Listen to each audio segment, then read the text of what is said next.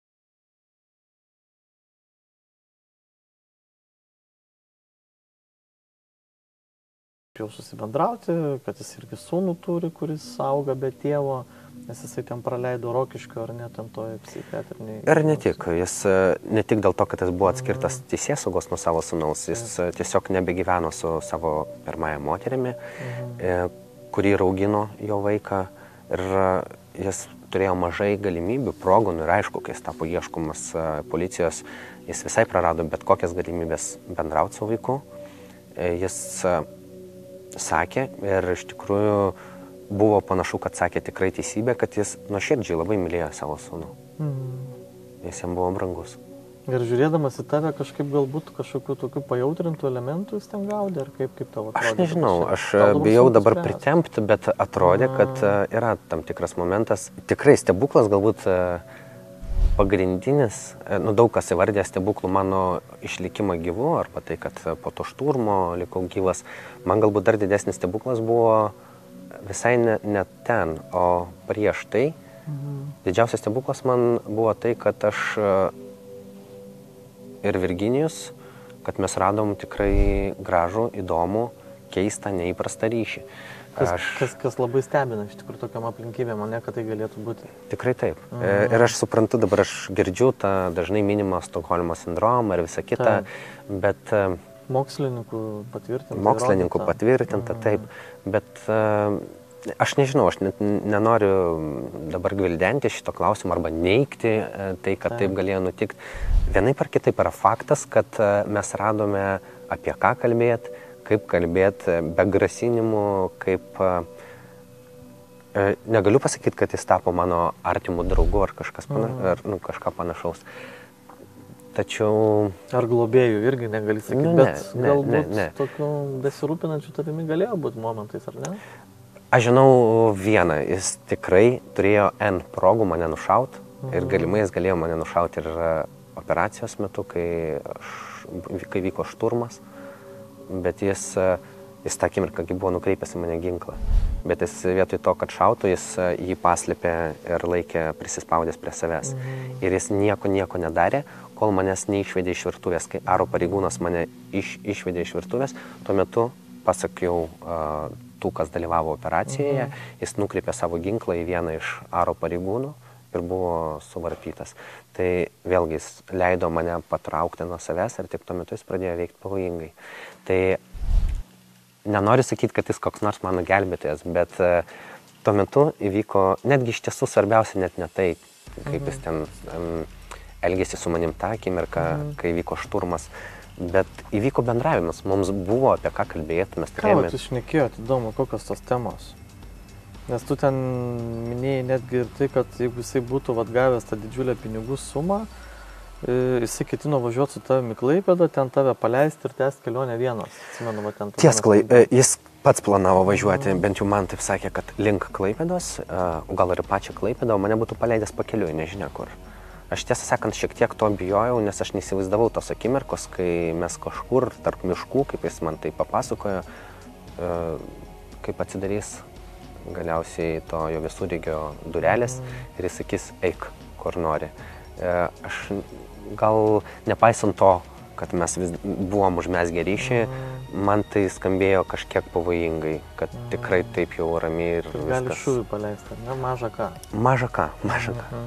Aš įsivaizduoju, jis turbūt planavo bėgti į Kaliningradą, įtariu. Taip, jeigu žiūrint logiškai, nes Klaipėda šalia Kaliningradas, Kuršių nerija, ten tokių atsitraukimo kelių yra. Gal, nežinau, jam reiktų tuomet sieną kirsti, kaip jis tą planavo padaryti. Aš neįsivaizduoju. Nežinau tolimesnių veiksmų planų. Iš ties, ir žinau tą pabaigą, mūsų pabaiga su juo, mūsų bendra, turėjo būti kažkur, kur nėra jokios policijos.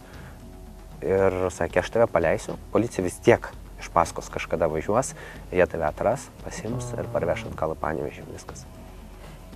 Jūsų tie pokalbiai, ar ne, įdomu, iš tikrųjų, tu man esi minėjęs tada, kad netgi tau pasirodė, kad jis labai tiki Dievą.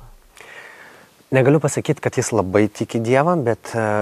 Bet apie tikėjimą kalbėjom. Mes kalbėjom apie tikėjimą, taip. Ta moteris, kuri gyveno tam bute, ji turėjo begalę įvairiausių knygų, sukrautų kaip tik po palangę, kur mes ir buvome. Ir ten buvo daug įvairių klasių tikybos vadovėlių. Aš buvau iš tikinčios šeimos ir aš buvau tikintis ir esu.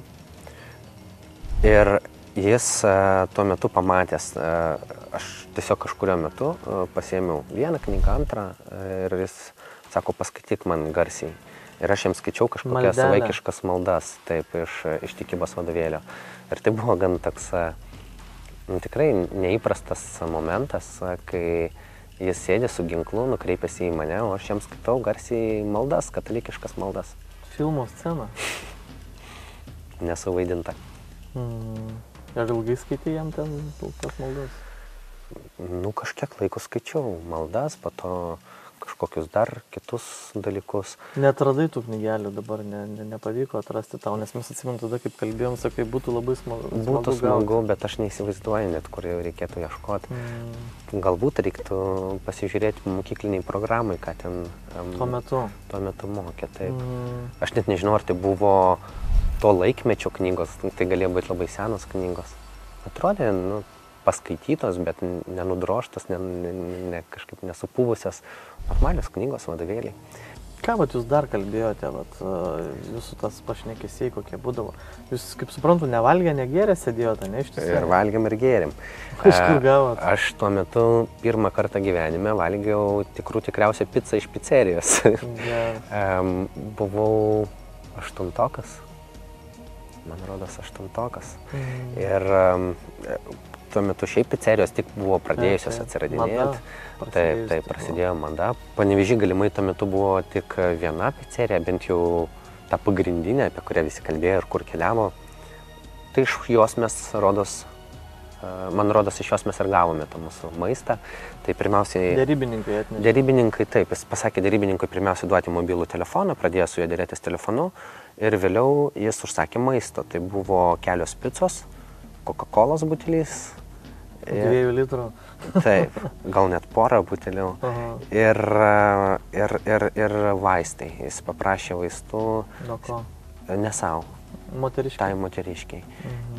O jie irgi buvo labai šauni ir mokanti pasinaudoti situaciją, kadangi jos jau paklausė, jie pradėjo skūstis, kad jai reikia vaistų, išleiskit mane, man ten skauda, spaudžia širdį ir jis sako, kokiu vaistu reikia. Ir jį pasakė, ko reikia. Kai išgirdo, kad jis daro sąrašiuką maisto ir vaistų, jį nepasikuklino ir pradėjo vardyti viską, matyt, ko jai reikia ten porą mėnesių į priekį. Neatsimenu, ko ten tiksliai prašė, bet tai buvo toks stebinančiai netrumpas sąrašas. Tai jis skambino dėrybininkui ir susakė visko, ko reikia, kokį vaistų reikia, kokio maisto nori. Perspėjo, kad nebandytų net nieko įpurkšti, įdėti į maistą ar gėrimus. Labai stropiai patikrino gėrimus prieš atidarydamas Coca-Colos butelius. Liepė pirmiausia atsigerti mums.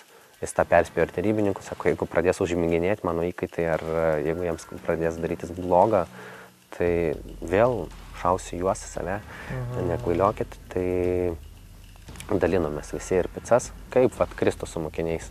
Dalinomės ir pizzą, ir maistą, ir gėrimus. Pistoletas sulaikė rankose buvo? Taip, žinoma. Tai Ramygalos 48, ar ne? Namas, kuriame jūs realiai daugiabutis, kurio viename iš būtų buvot užsibarikadavę. Tiksliau, tu buvai pagrobtas ir, kaip sakoma, įkištas. O čia paskutinį kartą ir buvo Zamolskio pėdsakai aptikti. Matome, ne? Kaip tu jį matėjai? Kaip jis ten spruko? Nu, tą ir mačiau, kad aš norėjau bėgti į šią gatvės pusę, nes mačiau, kad ten atbėga Virginijus ir policininkai.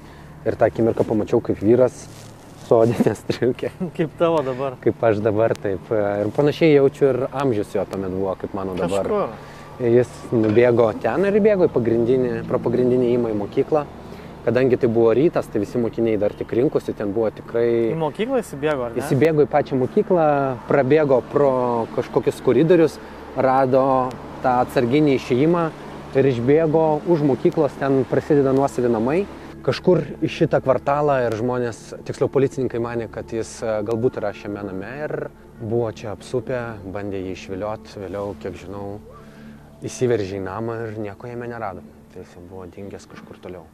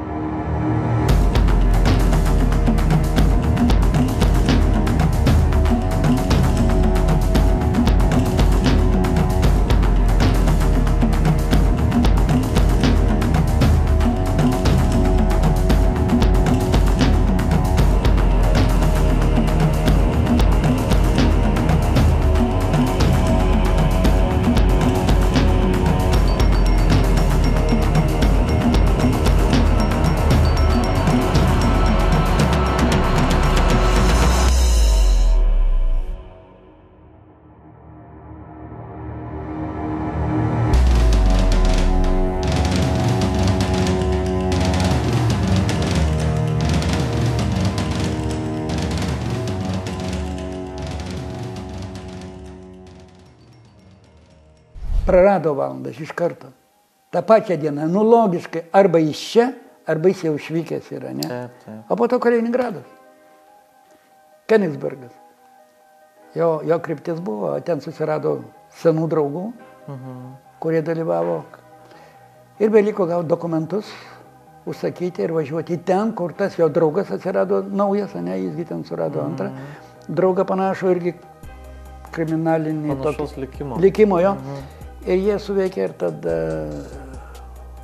Rusija, Sverdlovsko sritis, Jekaterinburgo miestas. Ir jūs ten atsiradot irgi po kažkurio laiko. Taip įdomiai, ar ne? Čia visiškai kita tema, važiavau filmuoti, aš apskritai daug esu važinėjęs į tas teritorijas, kur lietuviai gyvena. Tai nuo Uralo, nuo Komsomolsko, čia iki šiaurės, iki Baltosios jūros ir Kazakstanas. Ir nors buvo viena iš kelionių mano ten, kur ten beje kito ieškojau lietuvio, kuris pasislėpęs vienuolio. Tai vad grįžtu ir man Tomskiai tada pradėm kalbėti, ten filmuoju. Atsitiktinai visiškai. Visai, nieko nežinau. Jie paklausė, Lietuvai, Latvijai, pradėjo aiškintis, kuo ta Lietuva nuo Latvijos, žinot, skiria daug ten vietinių. Nu, vat, ir tada pradėjo pasakot, kad Svetlana, jos yra draugė Svetlana, kuri yra netoli Jekaterinburgo, ir vat būtent jinai ištekėjo už Lietuvio. Bet pavardė tai nelietuviška tikrai iš pradžių, labai įdomi pavardė, ten sudėliota iš 3 pavardžių, ne? Ir tas vardas, ne? Koks ten buvo vardas maždaug? Gadži, kažkas tai taip, bet panašus kažkoks vardas, jį taip trumpai vadino jo vardu. Ir, žinot, kai tada nekreipiau dėmesio, bet kai pradėjau, kad jis ten turi žemės, kad jis ten daug žąsų laiko, kad tos žąsys skanios su obuoliais. Ūkininkas, žodžiu. Jis fermeris, taip. Fermeris, jis ūkininkas.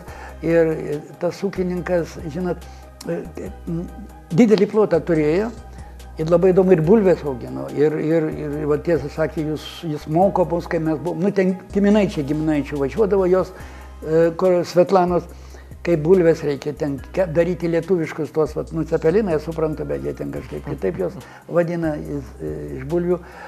Tai ten jis buvo įsistatė, sutvarkė tą sodybą.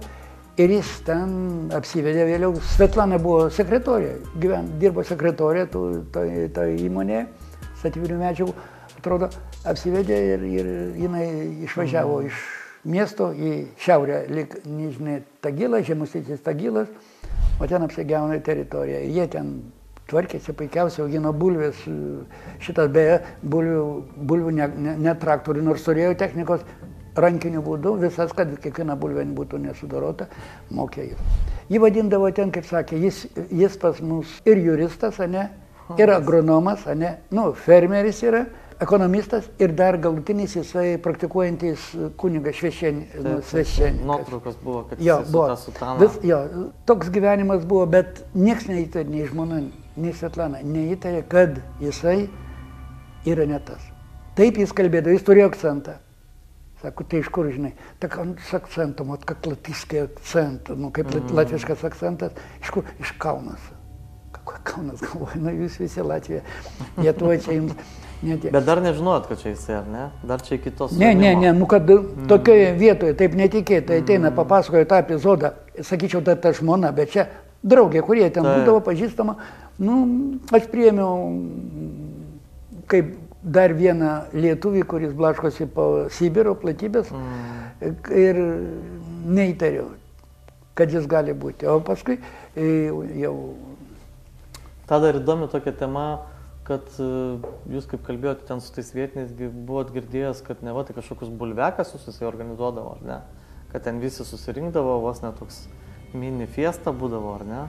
Taip, nu, jis gamindavo produktus, maisto produktus, iš tikrųjų, sakė, kaip kulinaras, jis irgi nagingas, toks, sakyčiau, žmogus paprastas, išaiškindavo, pakviesdavo, kaip valgyti, ką daryti, kaip daryti.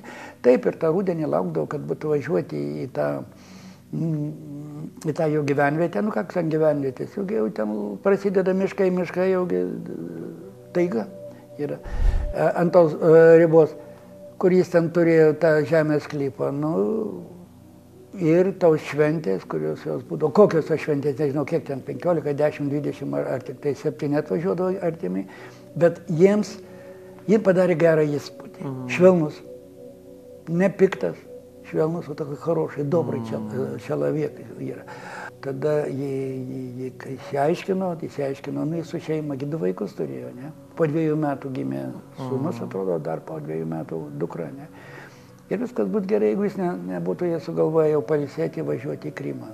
Va šitas ir kadangi Lietuvoje Interpolas jau buvo, atidavė Interpolui jo paiešką, ir logiškai, kur jis galėtų važiuoti, kur važiuoti, tai labiausiai, aišku, kryptis galėjo būti Rusija, Rusijos federacija. Ir va iš to Krymo važiuojant, jį užsikė fotorobotas. Kurioje vietoje? Vieni, kad jis degalinėje galėjo būti. Ne? Kiti dalykai, kad šitame pačiame kurorte pastatytos kameros užfiksavo ir dideliu stambiu planu. Ir iš karto, žinai, tada jau nesunku, kada tu turi šitą iš karto į duomenų bazę ir gavo, kad tai yra tas. O tada aš kiek žinau, kad Rusijos tarnybos specialiosios jį sekė, kur jį galėjo ten areštuoti, taip vietoje. Bet tada vėlgi, žinai, kaip yra, kur, iš kur, niuansai. Ir tada jie bandė visą šitą pravažiuoti. Kiek aš tada jau vėl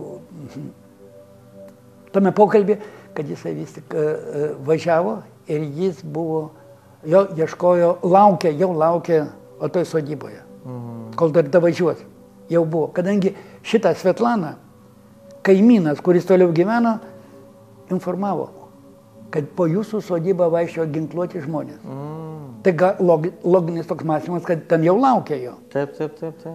Laukia ir norėjo, teisingai, šitį, ką daro, kur, gal čia draugų, gal giminių tą ratą, visą kitą. Tai žodžiu, iš ten iš kurorto, iš pietų atsekė iki Sibiro, laukia ir čia, kiek žinau, nesėkmė Zamolskio buvo. O nesėkmė, įvyko tai, kad jis pasitikėjo matyti per daug. Bet jis buvo iš tikrųjų drąsus. Įsivaizduokit, kaip galima dabar. Jis turėjo Zaporožietį liktai. Ar Zaporožietį, o tok tarnybiniam, žinai, buitiniam. Nebuvo durų, nebuvo langų, nieko, bet veždavo. Ten ką reikia, tas bulvės atsiveždavo iš lauko, šiukšlės atsiveždavo. O jūs ten buvote toje sodyboje, žiūrinėjote? Nebuvo. Tik iš pasakojimo. Pataką papasakoju, aš jau čia sakau pasakoju. Tai būdavo tokia darbinė mašina, bet sako, be langų, žinau, tik tiek pasakė, be langų, be durų, be nieko. Ir jau buvo, jisai pasikrovė šiukšlės, lyg tai sako, tau šiukšlių prisikrovė ir važiavo iš tenai, ne? Ir policijos postas stovė, ne? Tiesiai prie juos, neapsirengęs tik su šortukai, su ta, sakė, ir šitai, ir ką, ir tie praleido. Jie neįtarė, kad gali tokia mašina, bet kada jis nuvažiavo kiek tai metrų, suprato, kad palauk. Ir tada prasidėjo. Areštas. Pavyt reikėjo ir areštas, ir viskas, ir tada taip ir. Jo, ir visi sužinojom būtent tada, kad jisai suimtas.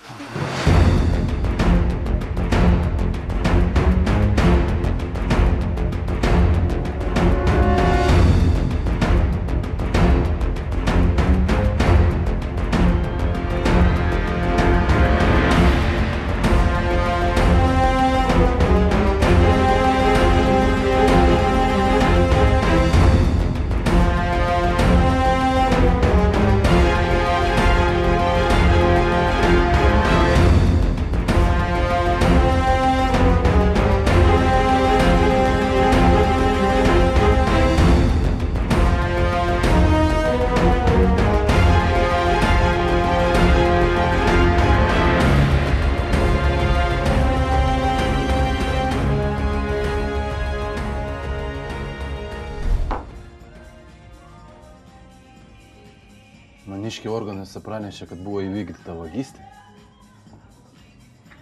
Ne šiaip vagystė, žinai, o valstybinės reikšmės. Ir kam? O ta, ten kažkokiu magišku būdu atsidūrė mūsų pavardės. Tu ką nors žinai apie tai, a? Ne. Tu supranti, jeigu sužinos kas nors, tai čia mums bus visiems... Klausyk, manęs tavo politiniai reikalai nedomina. A tavęs niekas nedomina, taip? Tik verslas.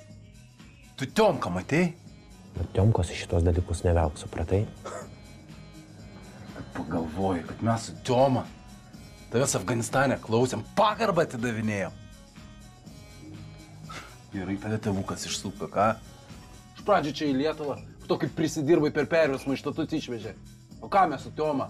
Ten Afganistane kapojom. Kiek aš tavo nugarą saugoju? Galėjai ir nesaugoti. Žinau. Dabar dėl to gailiuosi. Klausyk, jeigu tu nori kažką pasakyti, tai sakyk dabar, nes aš neturiu laiko klausyti tavo girtų kalbų. Nieko iš esmės svarbaus. Man šiaip įdomu, kodėl tu Tiomką iš tatus išsivežei? O tu pats matai, koks jis buvo, kai iš kariuomenės grįžo. Gal tau ir tiesa. O ką Tioma ten prisidirbo Amerikoje? Kodėl tu turėjo taip greitai bėgti? Žinai, aš kartais pagalvoju, kad Tiomka nekaltas iš vis dėl nieko. Man patinka jį tampytis paskui save, ne? Jauties netoks apgailėtinas. Grįžai iš Šarmuchos toks krūtas visas. Visi čia šnekėjo verchas. O kai Tiomka grįžo, kažkas pasikeitė. Ir tada iškart iš tatus. Bailys tu, Maksai. Klausyk, jeigu nori išsiaiškinti, išeikime į terasą ir pasikalbėkim vyriškai, gerai? Ką, kitaip reikalų neišmokai tvarkyti. Žinai, kad Tioma man apie tave kalbėjo. Kaip dažnai skambinėjo derybininkai, vat Aro atstovai jam? Dažnai, beveik Kas valandą? nuolat. Dažniau. Tai buvo toks chaotiškas, gan kartais Jūs tai išvien buvo sėdit, pokalbis. kalbat ir vien skambinat. Taip, Sėdit, taip, kalbat ir taip, vien taip, skambinat. taip. Ne? Kartais jis pats skambino, kartais jam skambino. Tokie permušimai vyko, ne, faktiškai. Ten ne kelių minučių, kartais tas pokalbis vykdavo visą valandą. Apie ką ten kalbėjo maždaug, kiek dabar atsimintum to? Nu, Tarėsi kažką. Pirmiausiai taip, tai žinoma, kad jie kalbėjo apie ko jam reikės. Jis karts nuo karto vis teiraudavosi, kada. Jie turėjo paruošti viską. Visureigiai, pinigus. Jis tikėjo, kad taip ir bus. Jis tikėjo, jisai planavo, kad tai nutiks paryčiais, ryte. Nežinau, kodėl rytas. Nu, man atrodo, visureigiai ir pinigus galima labai norint gauti ir per valandą. Aš ir galvoju. Bet jis laukė ryto. Apžaidėjai. Jie savo ruoštų laimėjo laiko ir jo fizinė kondicija darėsi vis silpnesnė, jis nuvargo. Taip, tu minėjai, kad apie 1 valandą nakties ėmė panikuoti, kalbėjosi su tėvais. Tai vat viskas ėjo pamažu link to. Mūsų tie pokalbiai tai apie viską buvo išties. Tiek mano ir jo, tiek jo ir derybininkų. Tai nebuvo vien tik sausi pokalbiai apie pagrobimą, apie išsilaisvinimą, apie pabėgimą. Jis ir su derybininku kalbėjo ir apie kažkokius ankstesnius jo nusikaltimus. Jie tiesiog klausdavo, kaip jis jaučiasi, kaip mes jaučiamės. Kartais jis duodavo pakalbėti su derybininku man. Tai kartais tai būdavo atrodytų paprasti pokalbiai, kurių metu, manau, kad derybininkai, nežinau, ką jie turi, manau, labai aiškę savo strategiją. Vis dėlto tai yra ir psichologas tas derybininkas, tai jis turi užtikrinti jo būseną, kuo stabilesnę būseną. Jis turi užtikrinti jo taikų elgesį su mumis. Tai taip vat ir leidom tą laiką. Vėliau man buvo leista paskambinti namo, namie tėvų nebuvo. Tai skambinau kaimynams, šeimai, su kuria artimai bendravom. Pakėlė ragelį mano labai artimo draugo mama. Ir ji vėliau man sakė, netgi tuo metu, taip ir paklausė, pirmiausia, sako, tave paleido? Sakau, ne, paleido, aš ten pat. Ir vėliau sakė, kad kalbėjau tiesiog taip ramiai, kad jį manė, kad aš jau viskas kažkur esu saugioje vietoje ir skambinu matyti iš policijos ar iš kažkur kitur. Bet tai su tėvais tau leido kalbėti, jis irgi buvo? Tėvų nebuvo tuo metu, tai aš pakalbėjau su tėvais gal apie 12 nakties, tai irgi nutiko iš esmės prieš pat šturmą. Kiek atsimenu tuo metu ir jis pats pakalbėjo su savo tėvais. Jo, tu minėjai, kad jo tėvai buvo berods medikai, ar ne? Tokie iš normalios profesijos. Dabar jau neatsimenu. Tėvas tai tikrai ne, nes vėliau dar nutiko toks dalykas, kad mano patėvis ir jo tėvas tapo bendradarbiais ir tai nutiko ne taip seniai. Toks sutapimas. Tai tikrai ne medicinos įstaigoje tai nutiko, o jo mama, aš bijau pasakyti, galbūt.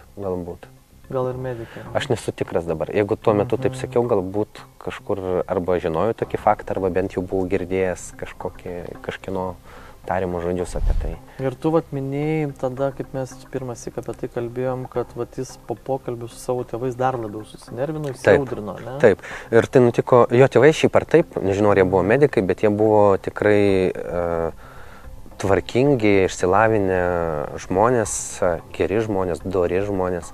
Ir jie bandė pasakyti jam, kad jis nekvailiotų, paleistų mane, pasiduotų, kad neprisivirtų dar didesnių problemų. Ir tas jį paveikė neįgiamai. Ir tu minėjai, kad vat, jūs jau ten tuo metu vat, būdami apie tą po vidurnakčio, apie 1 valandą nakties, ar ten prieš 1, kad jau kažkaip tai vat, iš kiemo kažkas ėmė šviesti tie vadinami lazeriukai optinių taikiklių, ne? Taip. Kaip ten buvo? Taip, tai ta įtampa iš esmės ir brendo dėl to, kad jis pavargsta, dėl to, kad vis dar negauna nei pinigų, nei visureigio su dėrybininkais, ta kalba tarsi vystosi, bet šiek tiek ir stovi vietoj. Vėlgi, aš suprantu, kodėl taip reikėjo dėrybininkams, bet jam tas žinoma nelabai patiko. Trečias dalykas, kažkurio metu pas mus buvo atjungtos dujos ir išjungta elektra, dingo elektra, visos šviesos užgeso gatvė, visi lauko žibintai, viskas užgeso. Rimtas signalas toksai. Rimtas signalas. Ir pradėjo važinėti dar gaisrinė automobilis, kuris kėlė tam tikrą triukšmą. Triukšmingai važinėjo kažkokia sunki mašina. Ne, be sirenų, bet tiesiog užkurtas variklis ir jis kažkur šalia važinėja, tas irgi priduoda tam tikros įtampos garsinės. Švyturėliai mirgėjo? Ne, man atrodo ne. Kiek aš žinau, tai gali būti ne visai tiksli informacija, nors man atrodo, aš tą girdėjau būtent iš pačių pareigūnų, kad tuo metu šalia esančiame name, kurio išplanavimas buvo identiškas, buvo vykdoma repeticija, treniruotė. Treniruotė, kaip bus šturmuojamas mūsų butas. Taip, atvyko į tą štabą aro ne tik mano šeima, bet ir tos senolės dukterėčia, atrodo. Toj kavinėje. Toj kavinėje. Ir ji puikiai žinojo, koks yra butų išdėstymas, kur stovi kokie daiktai. O tame buvo daug bėdų. Senolė šiaip buvo prikaupusi nemažai dalykų, kurie trukdė arui patekti tyliai į butą. Ten buvo daug stiklainių balkone ir taip toliau. Ir dėl to reikėjo veržtis staigiai ir dar kažkaip apeinant daug kliūčių. Ir jie pabandė imituoti visą tą situaciją kitame name, kitame bute. Ir dėl to matyti ir važinėjo tas automobilis, kuris trukdė mums girdėti, jeigu ten būtų buvęs kažkoks bereikalingas triukšmas. Ir visa tai, ir plus tuo metu dar tie lazeriukai, o lazeriukai tai buvo tikrai ne snaiperių, o tiesiog kažkokių praeivių. Praeiviai. Nu jo, tuo metu buvo madinga. Buvo madinga, vaikai žaidė ir gal netgi tie lazeriukai šiek tiek anksčiau prieš visas tas repeticijas, tai buvo vakaras, dar ne naktis, bet jau temo, o gal net ir buvo sutemęs, spalio mėnuo, tai temo pakankamai jau anksti. Tai toj tamsoj pradėjo lakstyti mūsų sienomis vidury kambario, vidury virtuvės tie spinduliukai, bet jie lakstė chaotiškai, netvarkingai, ten tikrai nebuvo ieškomas taikinys. Bet vienaip ar kitaip jį tas labai sunervino, jis skambino iš karto dėrybininkams, klausė, kas čia vyksta. Ir labai greitai buvo pašalinti, matyt, policijos pareigūnai atrado šaltinį. Išvaikė. Ten tikrai buvo ir vėliau sužinojau, kad ir daug mano paties klasiokų ir kitų mokinių iš mano mokyklos ir iš kitų aplinkinių buvo atbėgę. Kai kurie bėgo iš mokyklos, iš pamokų tuo metu, nes buvo uždarytos netgi kažkaip mokyklos, atvyko policija į visas mokyklas, bent jau arti buvusias, dėl to, kad Romas Zamolskis vis dar buvo laisvėje ir buvo mieste ir buvo pavojinga. Grėsmė didelė. Buvo didžiulė grėsmė, dėl to liepė kažkaip, man rodos, ar tėvams atvažiuoti pasiimti savo vaikus, bet mokyklos buvo uždarytos. Ir žinau, kad keli mano klasės draugai bėgo tuo metu į tualetą ir pro tualeto langą iššoko ir pabėgo iš mokyklos tam, kad atsidurtų prie to namo, kuriame buvo pagrobtas. Ir jie stovėjo prie stop linijos ir ten jau stebėjo ir visas pirmasis sklaidą tokią darė tarp savų, kur aš, kaip aš ir kas vyksta aplinkui.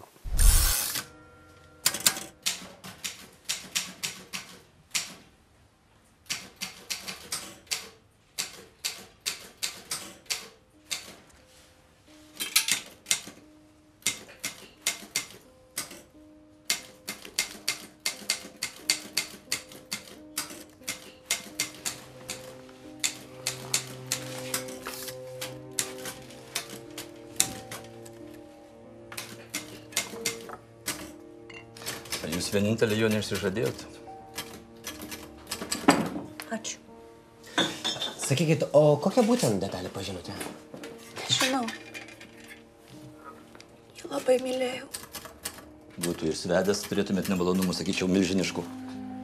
Jei būtų mane vedęs, aš niekur nebūčiau jo paleidus.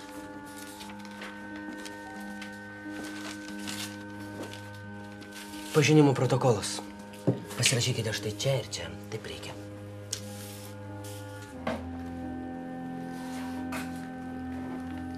Aš niekur nematau nei jo vardo, nei pavardės.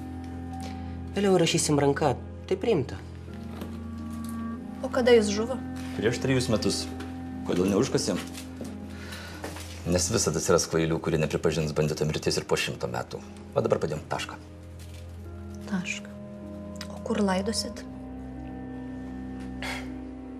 Valstybinių laidotuvių nebus, panelė Rita.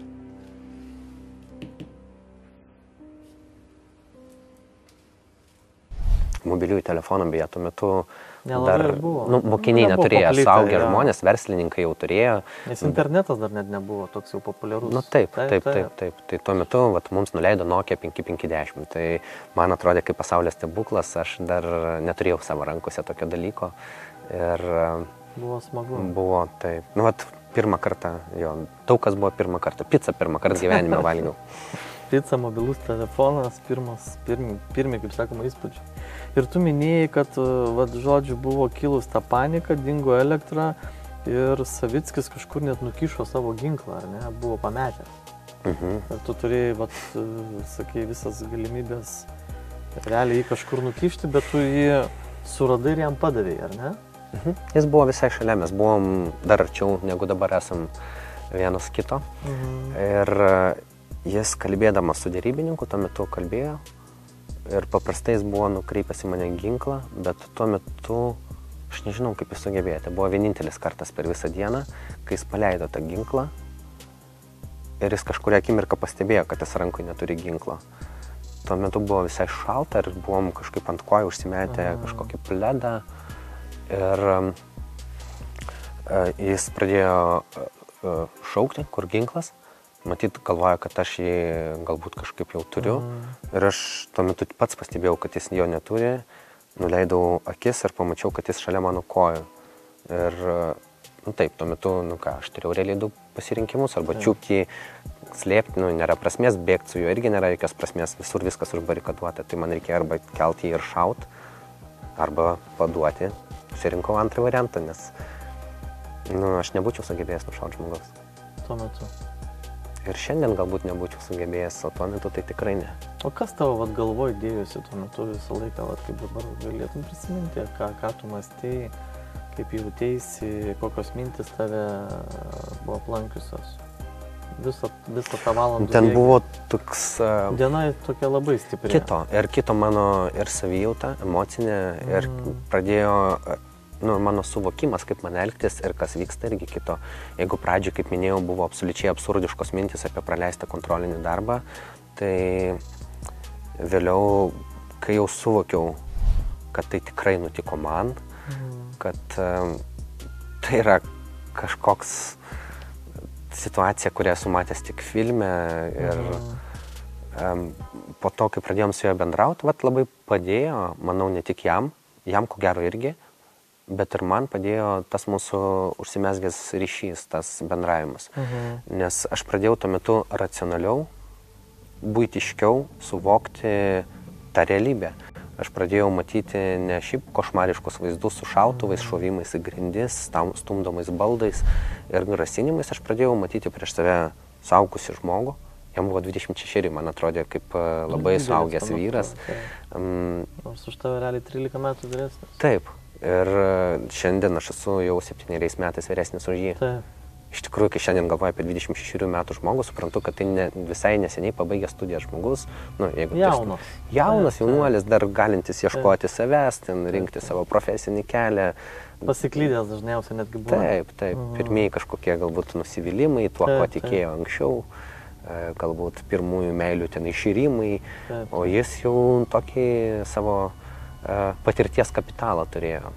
Kriminalinės patirties. Visokios patirties. Nu, žmogui, kuris matė mirtį arba pats sukūrė mirtį, nu, kaip, kas dedasi jo galvoje, psichikoje, širdyje, kuris matė daug dalykų. Jis kaip pats, vėlgi, šio pasakojimo viena iš tokių jautrių ir liūdnų istorijų, kurias papasakojo.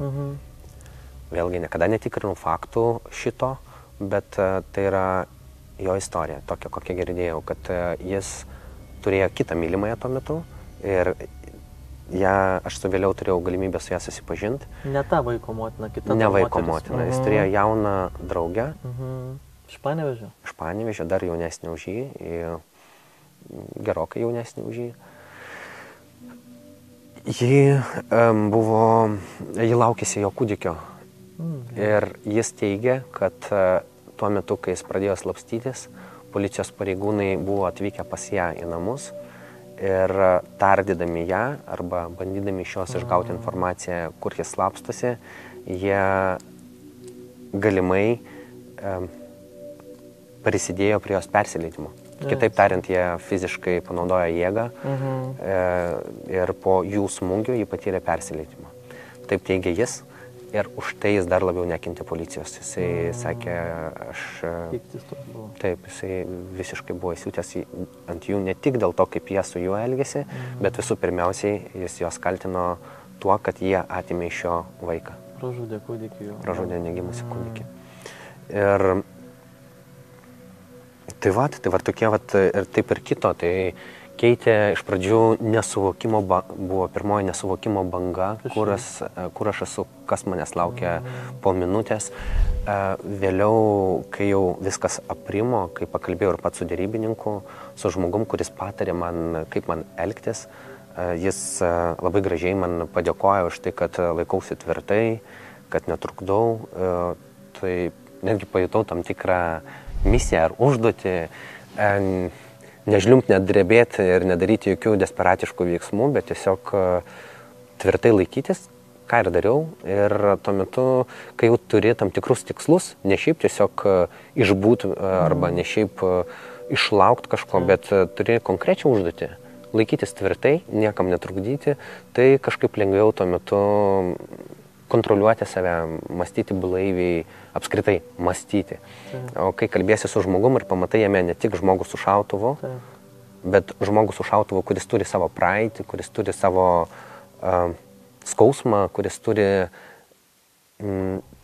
išgyvenimus, kurie sieja jį ir mane, tuo metu vėlgi tu gali jau žymiai ramiau kvėpuoti, gali mąstyti.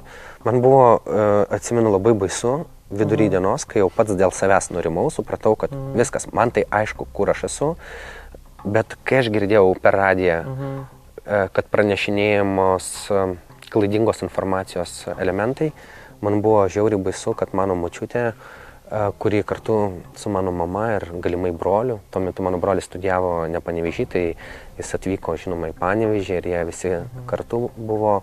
Bazėje, ne? Iš pradžių gatvėje, vėliau bazėje.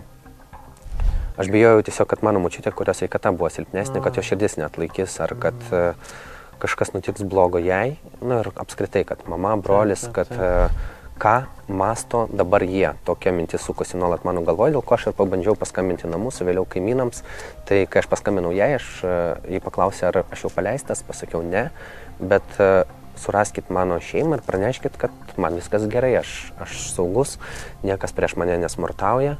Nuramint, pats nuramint. Taip, man labai reikėjo, kad jie žinotų, kad aš saugus, nes aš įsivaizduoju, kad ir iki šiol manau, kad jie iš tikrųjų tą dieną išgyveno žymiai sunkiau negu aš. Aš išgyvenau sunkes pirmas 3 valandas, paskutinės 15 sekundžių, kai buvo aštrumas, bet ir tai šoko būsena, kuri palengvina. Mūsų kūnas yra fantastiškas dalykas, smegenys, jos atjungia tavo suvokimą, kai tau nereikia nieko suvokti, nes kitaip iš tikrųjų gal ir galima išprotėti.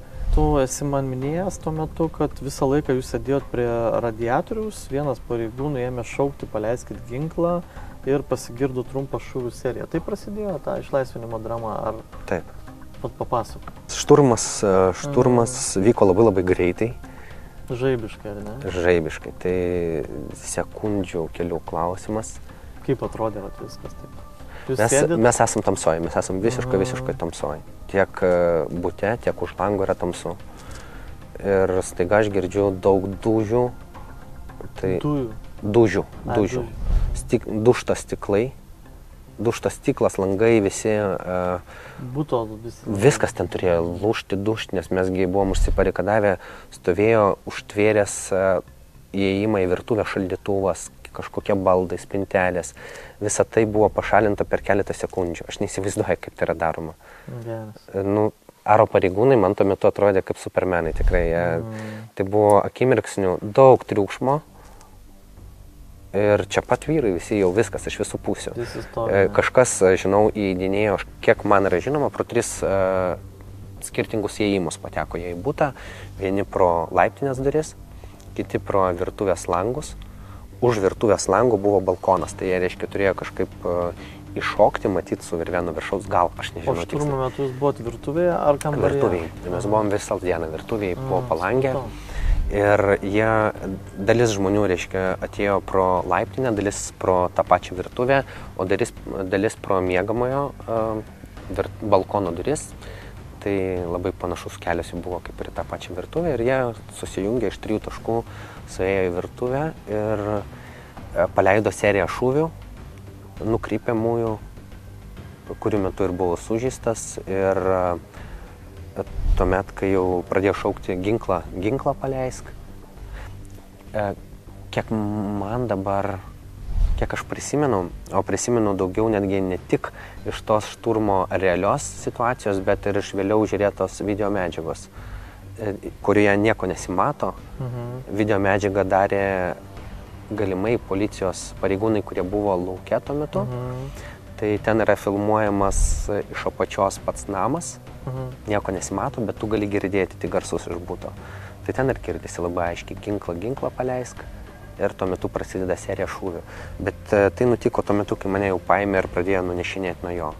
Tai aš buvau jau tuo metu kažkur prie tualeto, prie išėjimo iš buto, mane nešė pareigūnas vienas, o kiti liko su juo ir aš girdėjau, tik tais aš nemačiau tos akimirkos, kai jis buvo nušautas. Bet tave kliudė šūviai, ar ne? Rikošetas perėjo per petį ir kaklą, ar ne? Taip, kelios kulkos. Ta prasme, šturmo metu, kaip šūviai ėjo į Savickę, tai realiai ir tave kabino, galima taip? Manau, kad ne. Manau, kad tai ėjo šūviai nei į Savickę, nei į mane. Greičiausiai tai buvo nukreipiami šūviai į sieną. Nes kai jau... Šoko.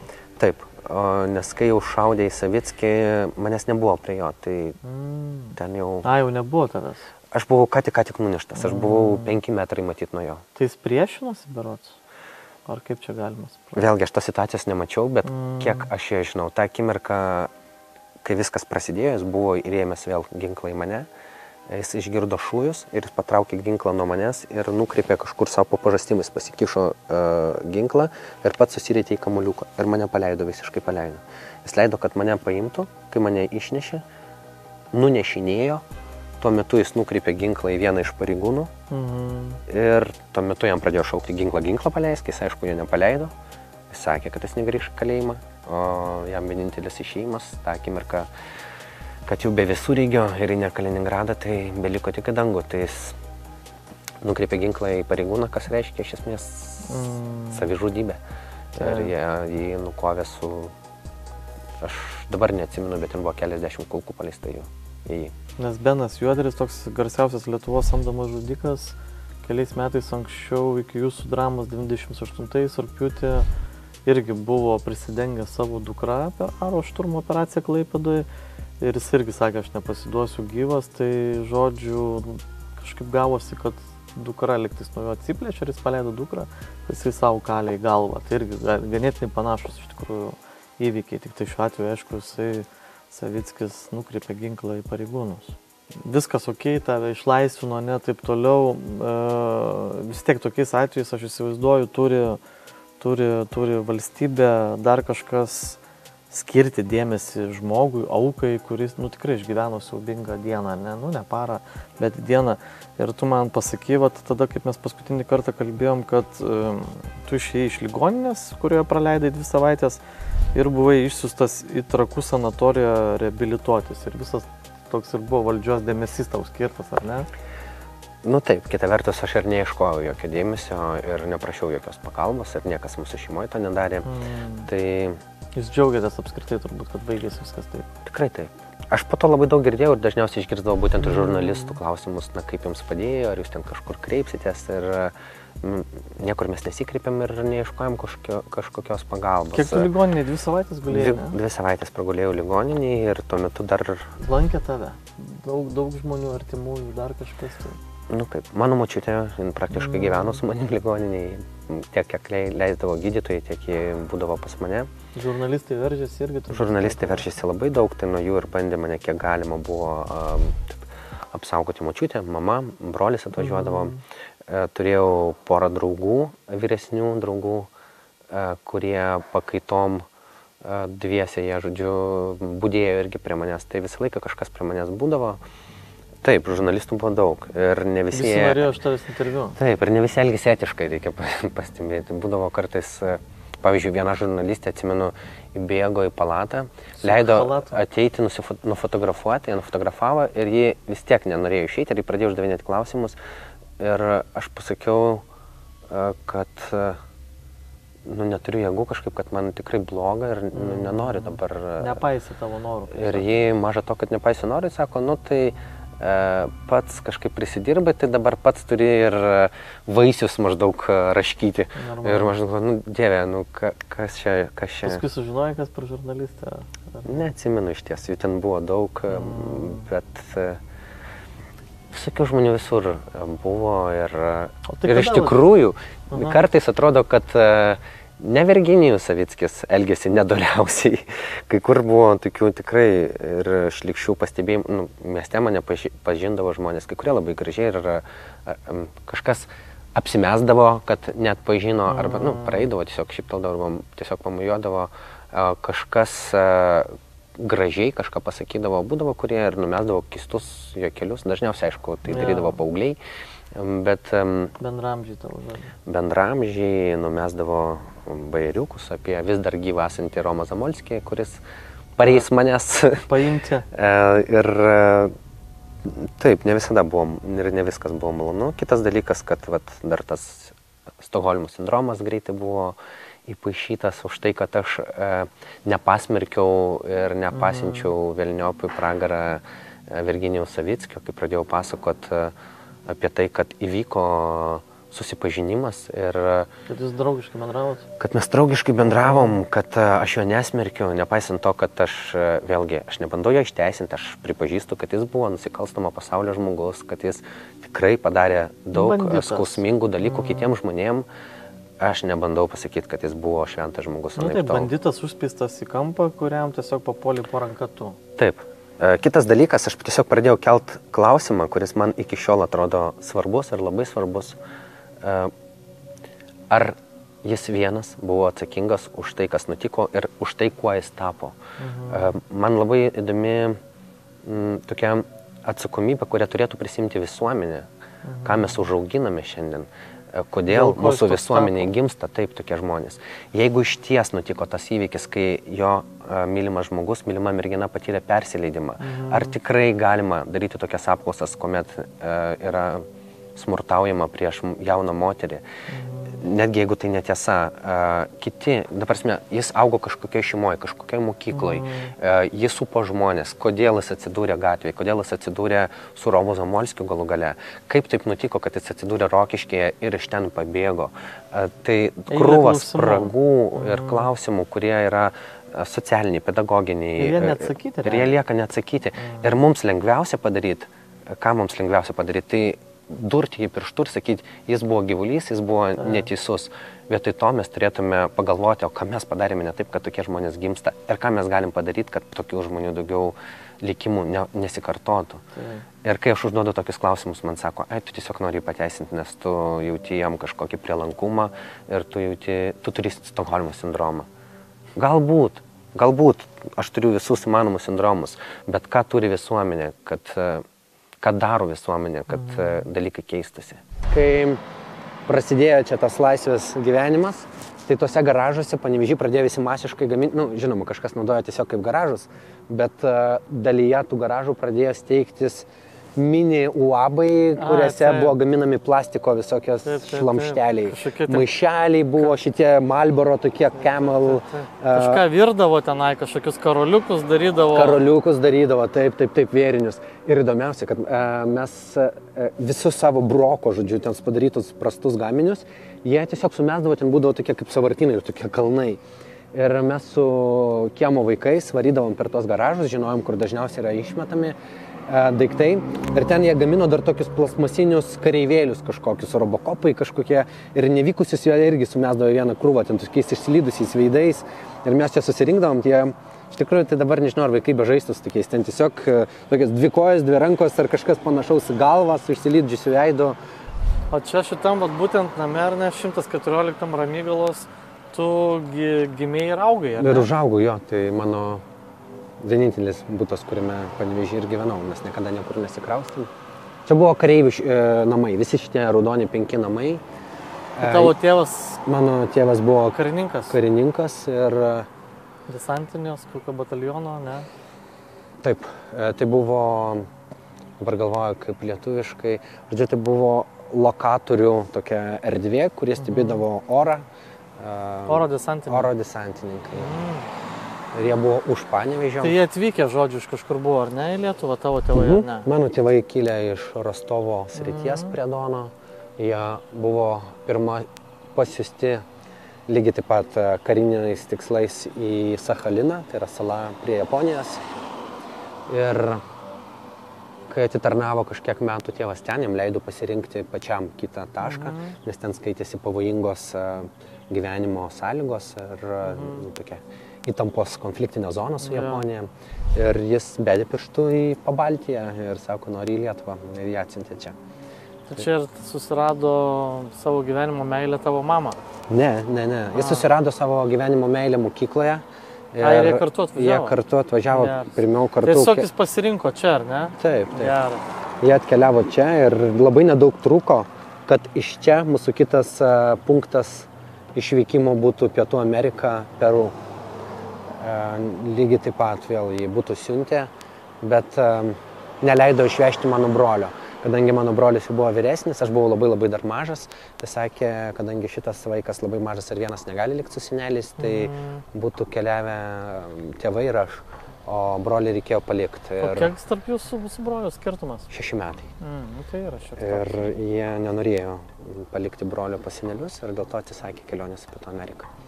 Čia dar gyvena kažkas? Čia viskas parduotas būtas, kažkas gyvena. Tai žodžiu, tavo tėvukai kitur įsikraustė. O tu po šito įvykio, kaip sugrįžai į mokyklą, aš įsivaizduoju, tu buvai savotiška žvaigždė, ar ne, mokykloje?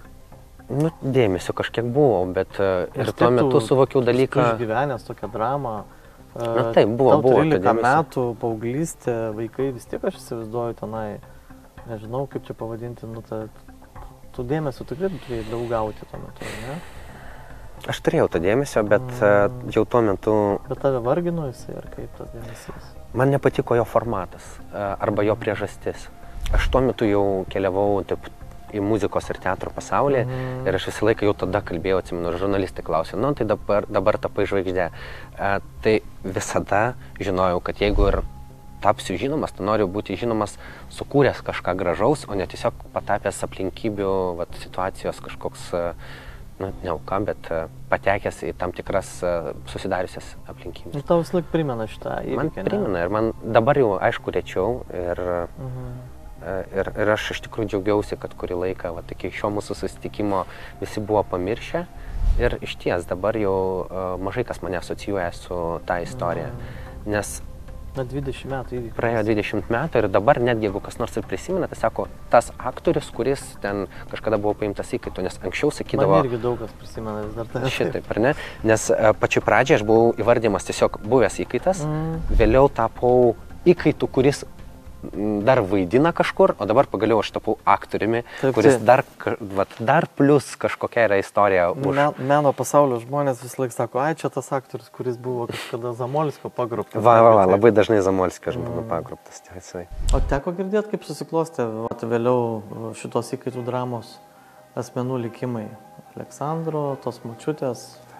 Tos močiutės, kai aš pakalbėjau tada, matyt, pro kokių 3 mėnesių, gal po 2 mėnesių greičiau mes su tą močiutę pasišnekėjom, kaip ji buvo. Aleksandro likimą aš jau stebėjau, tiesiog jo gyvenimą laikraštyje skaitydavau, kai jis mokėsi aktorinę režisūrinę, aš nežinau, kuriame fakultete. Suprantat, man jau buvo įdomu tas pats. Ir mes čia su kolegė kalbame, žinai, tu matė, aš mačiau, sako, jis Aleksandrą kažkur čia, sako, pasikeitęs, kažkoks kitoks. Ir tai jau buvo įdomu jį pamatyti. Pamatyti buvo tai ir jau kiekvienas toks kūrybinis žingsnis man buvo be galo įdomu. Aš iš tikrųjų norėjau, kad jis taptų didžiu žmogu. Ir tapo. O vėliau jau supratau, kad jis ne tai, kad egzistuoja, ne tai, kad šlovės šitam prie to šlovės, o ne kad aš buvau, aš tik kai tą susirašau, žinau, kad pažiūrėkit, aš esu gyvas, aš įveikiau Zamolskį. Ne, to nėra. Vat būtent jis siekia ir galbūt tada, kad aš pro langą, vat matai, jo tas akis, kada ta galvytė pasikėlė į tenai, gal ten jo buvo vaidyba kažkokia, pasirodymas, žiūrėkit, aš drąsus, va, matot, man tai nesvarbu. Na, dabar jis, kiek žinau, jis režisierius. Jis atėjo į tą teatrą dirbti, Panevėžį, niekur neieškojo ir matyt turi daug idėjų, kad šitas teatras atgimtų. Nesėkmingi buvo pastarieji ten 10-15 metų, čia kita tema yra. Ir aš tikiu, kad ta karta. Vyks atgimimas. Atgimimas vyksta tiek teatre ir smagu, kad tas žmogus išlaikė egzaminą. Pirmąjį didelį egzaminą. Va čia kinas, va čia televizija, va čia teatras, bet čia yra žmogus, stiprus žmogus. Labai. Turėjau dar labai įdomų atvejį, pamatyti tuos visus stulpinius inkorporė, vienoje vietoje, vienu metu, vienoje patalpoje. Mano draugas, pažįstamas, geras pažįstamas Petrauskas, Albertas skambina, jis fotografuodavo vestuvės, filmuodavo, darydavo ir jis manęs paprašo, ar tu gali nufilmuoti? Nefilmuoju, aš tiesiog tas amatas, neturėdavau laiko galbūt, bet draugas prašo, žinot, gerai, kur, čia vietoje, šalia miesto restoranas ir va ten ateisi, pafilmuosi, demontuoti nieko nereiks, va tik prašė tiek, kad prašė nufilmuoti, nereiks montuoti, tai žinot, yra. Vėlgi čia lengvesnė sąlygos ir tuo labiau draugas prašo, jis negali. Ne taip. Ir vakare susitarėm, kad mane atvažiuos paims ir veš šitą Žaros restoraną, atvažiuoja BMW, blizga, ateina berniukas ir mergaitė, berniukas, žinau, jau matosi koks, ta mergaitė, taip pat jaučiu, kad tai, žinai, tokia dekoltė graži, viskas kvepia, viską taip jau kalbina, čia važiuokit. Nuvažiuojame į kitą Žaros restoraną, užeinam, o ten irgi laukia, viskas salėje sėdi, visi pradedant nuo koviorų, visų kitur, taip, žiedas. Ir manęs paprašo, filmuoji va tą vieną dalį, kur yra, o čia už nugaros kiti ten sėdė tokie, Torpedos. Torpedos, šestorkos, ar kaip jos vadina, va štai jų nereikia filmuoti. Gimtadienis buvo viena iš jų. Tikrai. Buvo įdomus, geras, tvarkingas gimtadienis, jokio alkoholio, nieko, simboliškai šampanas po biškį. Ir manęs paprašė iki 12 valandos, kad aš užfiksuočiau būtent šitą. Žinot, man buvo įdomu ir matau, kad tu ten buvo aprašytas, tu ten tą padarai, tokie, žinai, yra ženklai, bet aš filmuoju juos. Vaizdo iškikliai aš galėjau apie kiekvieną jau papasakoti daug. Bet tuo atveju buvo šventė, graži šventė, šokiai buvo. Visi savo ir pakviečia, ir mane pakviečia šokti, tokia gražiai, žinok, aš taip maždaug matau krūtis, va taip prieš save čia aukso grandinių pridėliau tą. Tokie laikai buvo. Tokie laikai buvo, žinokit. Vėliau tik sužinau, kad vienas iš tų sėdinčių, jo mama dirbo tam restorane, viena iš gamybos skyriaus vedėjų. Galbūt to pasinaudojo, kad taip įgio, bet tai neturi įtakos svarbos šitai personai. Žodžiu, aš ten nufilmuoju, viskas atėjo. Jau 12 viskas. Ne, aš anksčiau norėjau išeiti, iki 12. Į 12 vat, sugėdam tą ilgiausią metų ir vis. Ir nufilmuoju. Bet žinot, prieš tai šokiai, kaip minėjau, buvo dar ir galvoju, negi aš kasetę turėsiu atiduoti. Aš galvoju, pirmiausia, kuo greičiau tą kasetę, o tada filmavom su tokios kameros VHS, žinot, tokios buvo, kasetės, tokie didokos, ne? Viskas, aš ją atiduodu ir dingsiu. Kad nebūtų, aš matau, kad tai esu kažkieno užsakymą, aš būtent čia patekęs. Taip. Kodėl? Nebaišku. Ir tada, kadangi atsivežiau, paprastai operatoriai visuomet važiuoja, ne vieną akumuliatorių, paėmė kitą kasetę, paėmė ką nors tokio, nueina į tualetą, viskas, tą ištraukiu, tą įsidedu ir atėjęs, o tą vieną dalį aš nusifilmuoju savo archyvai. Savo archyvai, bet iš tikrųjų savo archyvai to niekas nėra matęs, bet aš jį turiu. Ir po šito nufilmuoju, po to vėl atgal, kai baigėsi šitas, aš atiduodu, man siūlo apsimokėti pinigus, siūlo daug, bet galiu sakyti, jeigu jie girdi ar mato, ačiū, buvo susitarimas, kad tarkite su to, kurio prašėt, aš esu tik tai vykdytojas yra. Žodžiu, viskas baigėsi, parvažiuoju namą, tai buvo po 12, apie 3 valandą skambutis. Skambutis ir skambina policijos vado pavaduotojas, kriminalistas Kęstutis Tubis. Skirmantai, pas tave kasetė, tu man greitai duok kasetę. Jis jau žino, kad pas mane kasetė ir manęs reikalauja kasetę. Aš stipriai žinodamas, kiek tai gali būti ir kam naudinga, sakau, Kęstutis, aš kasetės neduosiu. Tu privalai, sakau, rašykit kaip aš, bet tai yra mano darbo dalis. Ir kaip žurnalistas aš neprivalau duoti. O kur yra kita, sakau, ieškokit, žinai. Kas atsitiko? Ta pačią naktį, jau tik tai vėliau ryte sužinau, kad kol ten buvo ir kol aš filmavau, kaip čia Nemuno gatvėje, įmesta granata, kur policininko gyveno į bendrabutį, pro langą. Alibi reikėjo. Kad štai mes, matėt, Pabedinskas filmavo, visi sėdim, apie kokius čia tulpinukus, kas gali šnekėti, kad buvo pažeista, ne? Net ir tokie atvejai, kurie tada buvo, šiandieną tai man įdomu. Tai įdomu, bet tai, kad neatidaviau ir tai, kad liko ta informacija, kas atėjo pas mane, aš esu dėkingas tam, kad tą žurnalistinį išlaikęs pagrindinį iš reikalavimų. Dar turite tą kasetę? Žinau. Tu dar minėjai, kad tam tikrų sąsajų buvo tarp jo merginos ir tavęs kažkoks kontaktas. Primink tas istorijas, kas ten vyko po to jau. Gana atsitiktinai viskas nutiko taip, kad aš su ja susitikau, net nesikį. Kažkokie žurnalistai, dabar neatsimenu iš kokio žurnalo, bet tai buvo spausdintinis žurnalas, ėmė interviu iš manęs ir iš jos.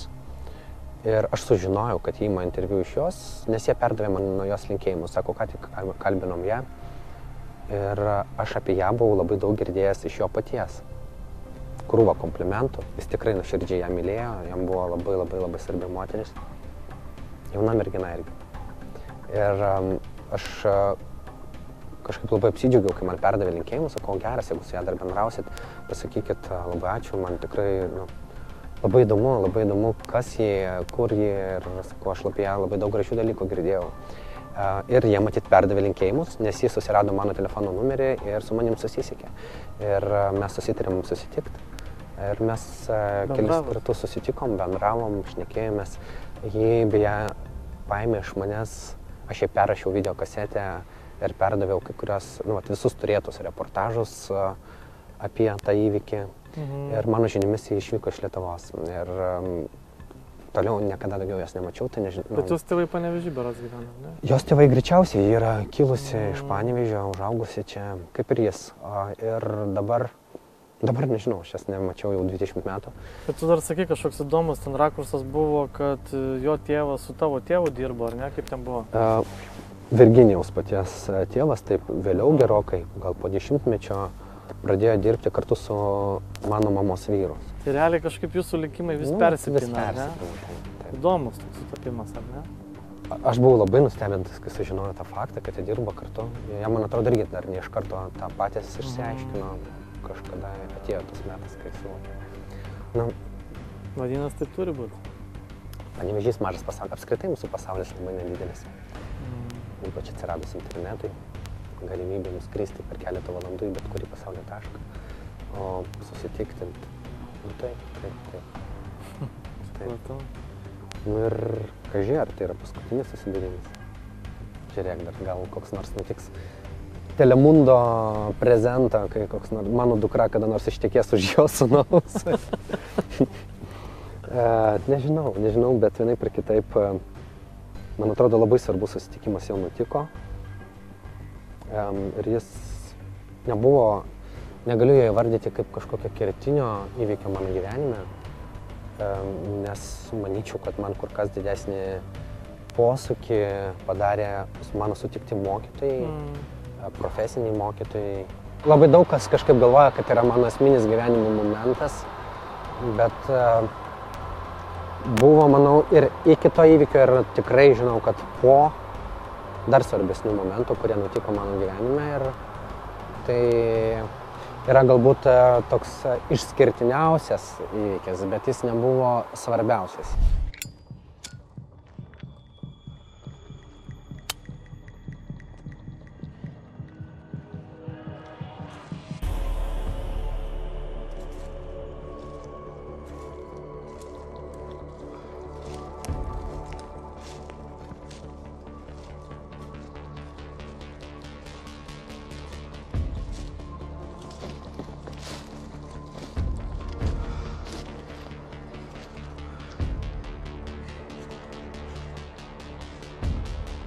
Ką čia?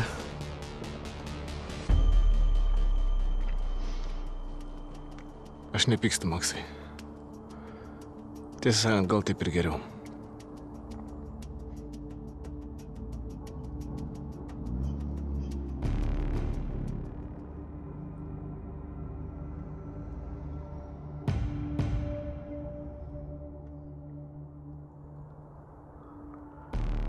Jie atvažiavo įsitikinti, kad aš tikrai padarysiu tai, ką privalau.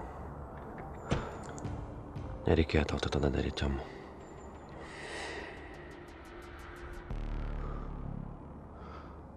Aš atsiprašau. Tiesą sakant, tikrai taip geriau. Aš kiekvieną dieną galvoju, kad iš Afgano man reikėjo grįžti cinko karste.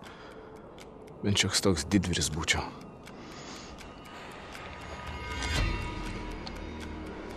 Atleisk, Tomu. Tai tu man atleisk. Ir ačiū tau.